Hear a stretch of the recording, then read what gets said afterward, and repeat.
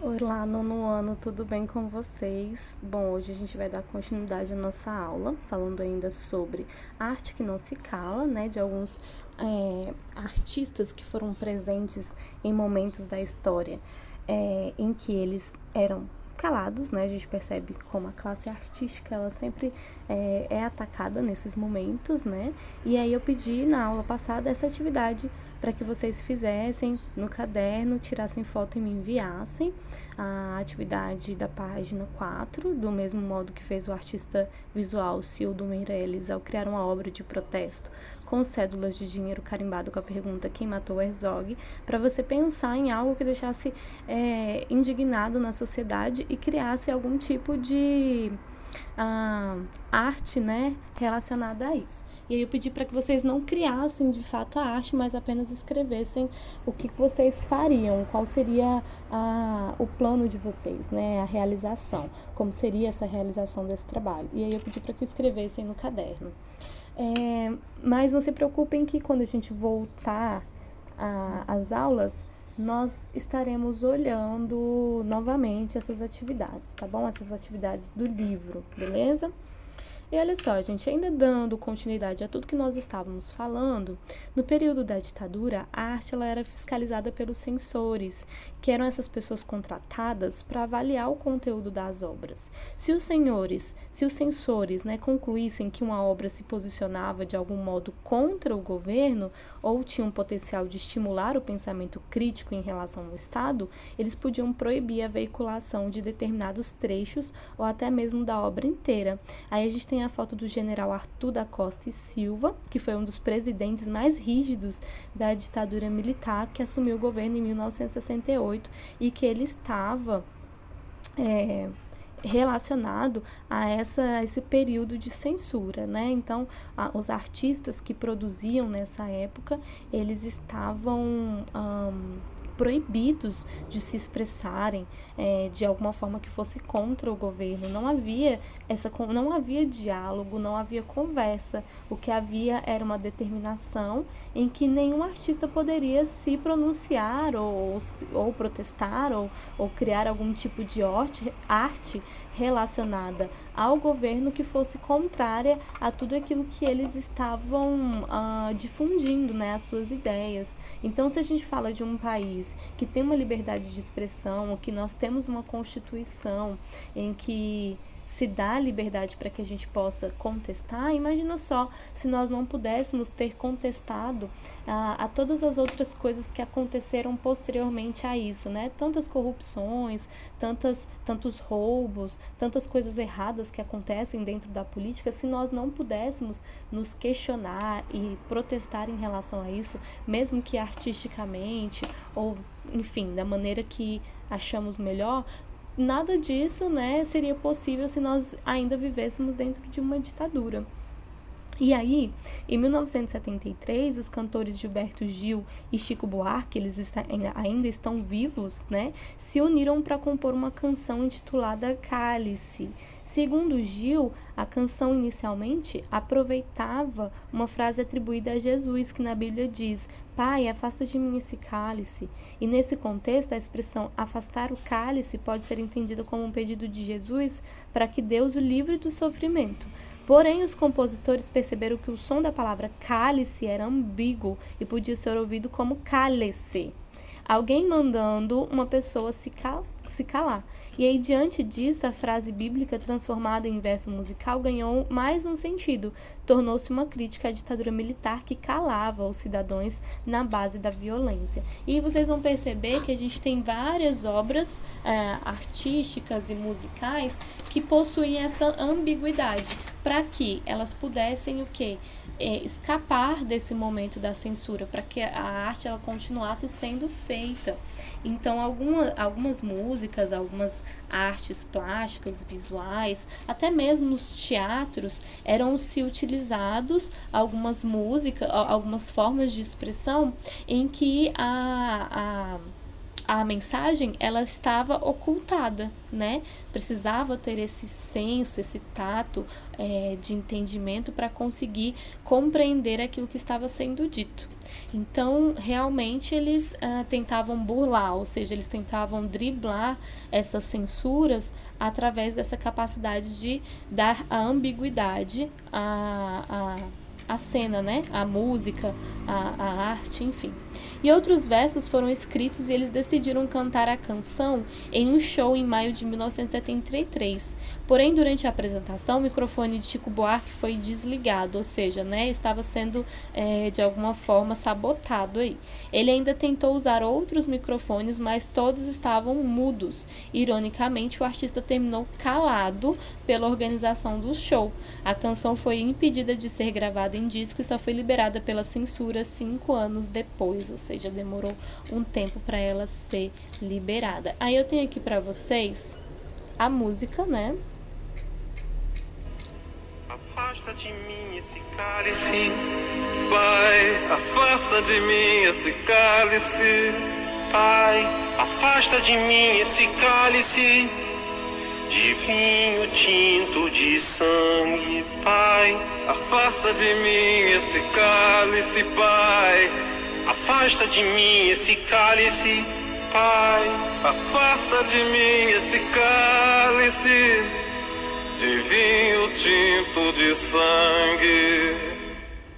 Como beber dessa bebida amarga, tragar a dor, engolir a labuta.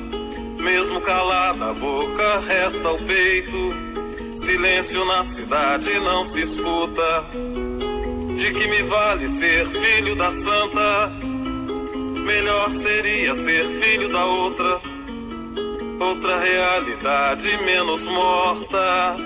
Tanta mentira, tanta força bruta. Pai, Pai, afasta de mim esse cálice. Pai, afasta de mim esse cálice. Pai, afasta de mim esse cálice de vinho tinto de sangue.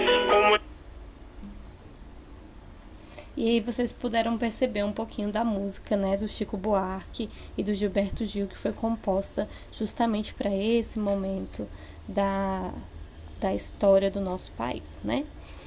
Bom, aqui no livro, da página 5, pede que após ouvir a canção, que eu acabei de disponibilizar para vocês, para que a gente possa analisar os trechos a seguir.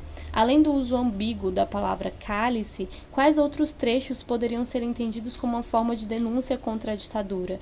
Então, eu vou pedir para que vocês façam essa anotação no caderno de vocês também, quando a gente voltar às aulas. Eu vou estar avistando, mas aí eu vou deixar também disponibilizado o vídeo da música, para que vocês possam escutá-la, né? E a partir disso irem escrevendo no caderno de vocês outros versos que podem também ser entendidos como uma forma de denúncia contra a ditadura e que tenha essa ambiguidade, tá bom?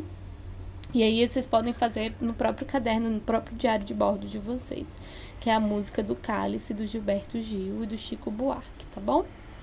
E aí, gente, a música, ela também vai ser protesto, né? Afinal de contas, tudo que a gente já viu até então é sobre a música ser uma forma de protestar em relação a todas as coisas que acontecem aí no dia a dia, na história da humanidade, enfim, né?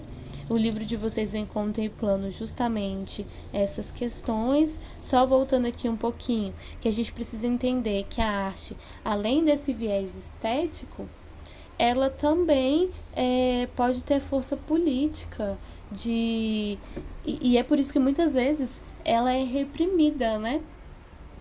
Justamente por ela ter esse viés de poder contestar, poder questionar, poder se apropriar de formas, fazer com que as pessoas possam se questionar. E aí, como esses artistas usaram a criatividade para driblar a censura da ditadura militar brasileira nos anos 70?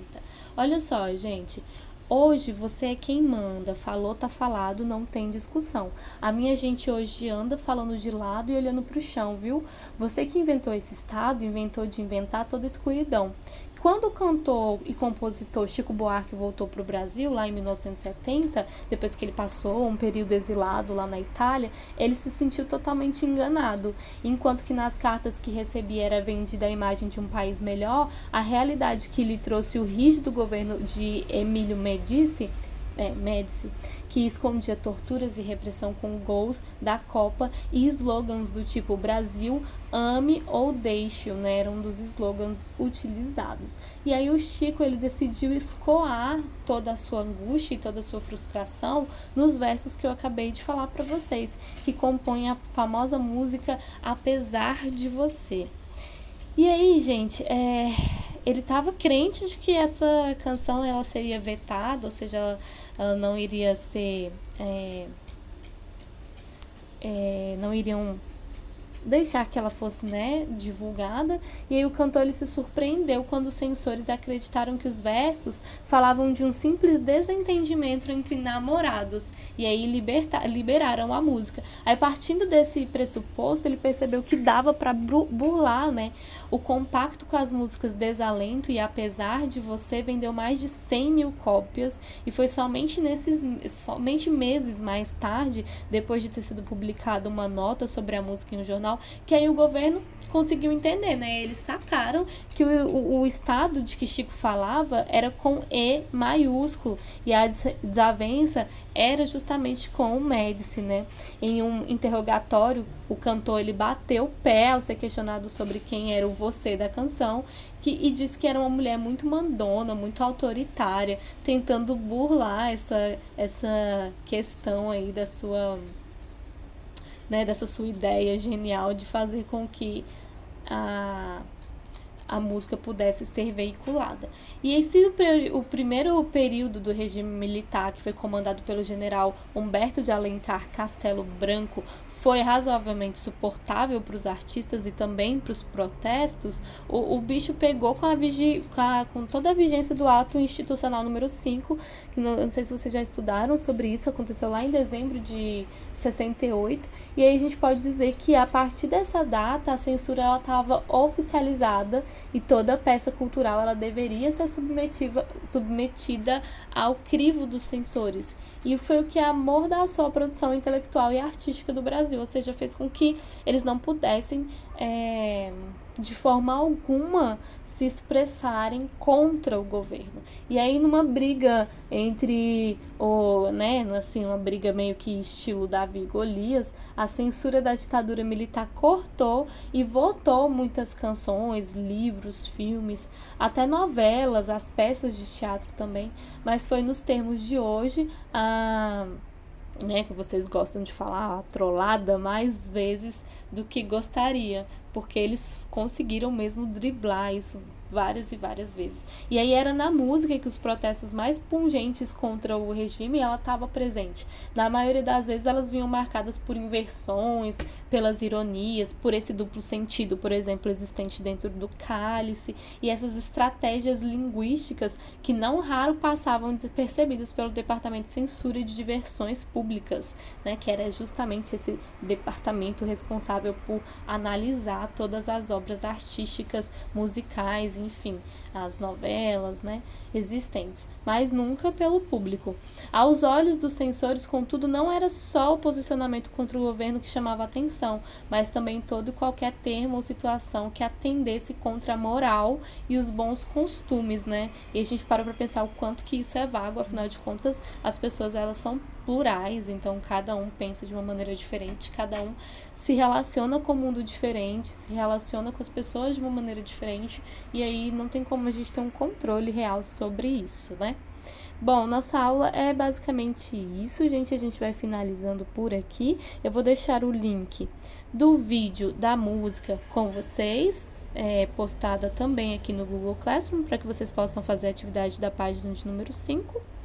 E é isso, galera. Espero que vocês tenham gostado. Na próxima aula a gente continua falando sobre música e protesto, tá bom? Fiquem com Deus, um beijo e até a próxima.